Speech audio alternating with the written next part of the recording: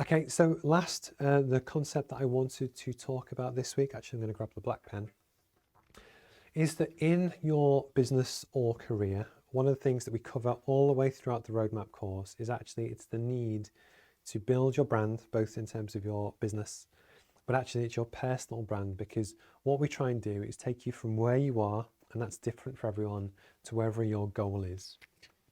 So goal, and then you are here. So with well, to be honest, anyone that watches this stream, you're where you are. If you have a goal, and it's one of the big things that we look to do on the course, is really articulate your goals and understand what it is that we're aiming for.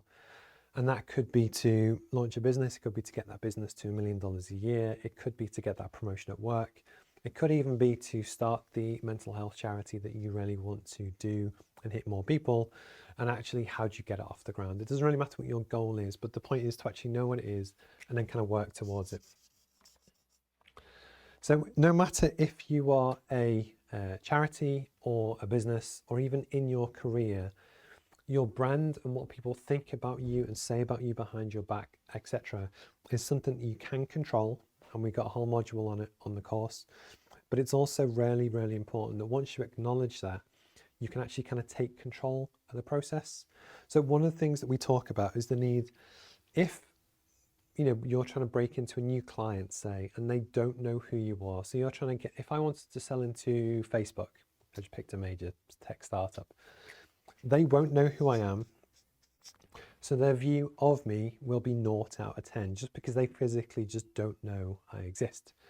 My goal, for the point where I then say hello to them and try and sell to them and kind of build that relationship to achieve revenue or whichever, the whole point, and this tech comes from the Jordan Belfort Wolf of Wall Street kind of straight line sales system, is to get the audience to 10 out of 10.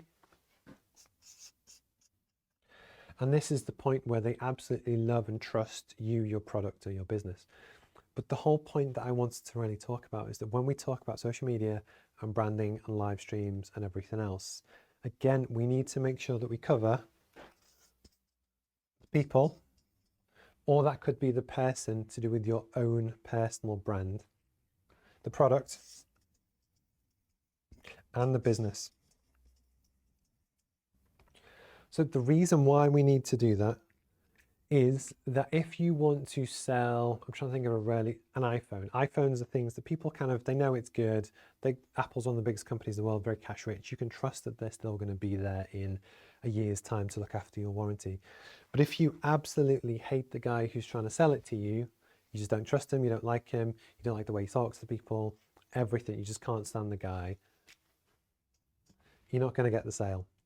Likewise, you also have brilliant salespeople, absolutely love them, you love the ground they walk on, they bring you presents, they know about your family and your kids and your aims and ambitions, and you've known them for a long time, you've got a really kind of good trusted relationship. So people might love you, they even might love the product, and you could sell something good, but actually if they think the business is at risk of going under, so for instance, I won't name names, but there are some major names that are apparently under trouble where they're in financial kind of risk. You're not going to place a big order and give a company £200,000 in cash for an order that you're worried if that company goes bust, you're going to lose your money and still not have your products. So again, you need to get people to 10 out of 10 on the business. And then likewise, even if you have a brilliant salesperson and a brilliant business, and in this case, I'm going to pick Dyson just because I'm a big fan as an engineer of a lot of their stuff and their history and what they did and what James Dyson, I met him once quite a long time ago, has kind of achieved, but very credible, very cash rich, etc. But some of their products, some of the new ones to do with hair dryers and hair straighteners, and one of the big ones is some of the fans that they do. I saw a review on YouTube where basically their $600 fan was worse on every level than a $15 one from like Asda or Walmart. And they measured it against noise and fan airspeed and everything you can imagine. And it was worse on every single level. And for me, that kind of goes against the core effort of an engineering firm, is you're meant to make stuff that's better. It doesn't matter if it's a little bit better and a lot more expensive, as long as it's better. But because of that, some of Dyson's products, in my opinion, aren't as good as they could be. So even if you love the salesperson and love the business, but the product just, they're not sold on it, again, you're not going to get the sale. So the whole point is to get people to 10 out of 10 in terms of you and your personal brand. And this could be, if you work, say, in recruitment, people have to kind of know who you are, what your values are, what you're about. Can they trust you? And it's just, you need to build that and make sure that people see you enough to build 10 out of 10 trust on stuff. A lot of people talk about themselves and maybe talk about their hobbies, but they don't push or promote the products that they sell. It's really important because, again, even in recruitment, when you sell a service, unless you push the benefits of the service to really make sure they're completely sold and they really understand how that can help them, it's really important. And this includes in what you kind of put out on social media and stuff.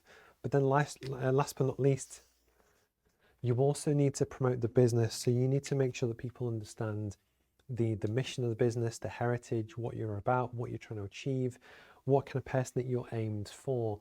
And it's only when you really kind of get 10 out of 10 on all three of these will you actually be a lot more successful in terms of your end promotion and goal. And again, you could apply this to charities. If you could launch a church and you're trying to get, congregation in, you can pretty much do anything. But the important thing is to actually think about what you promote and why it's important and that kind of thing as well.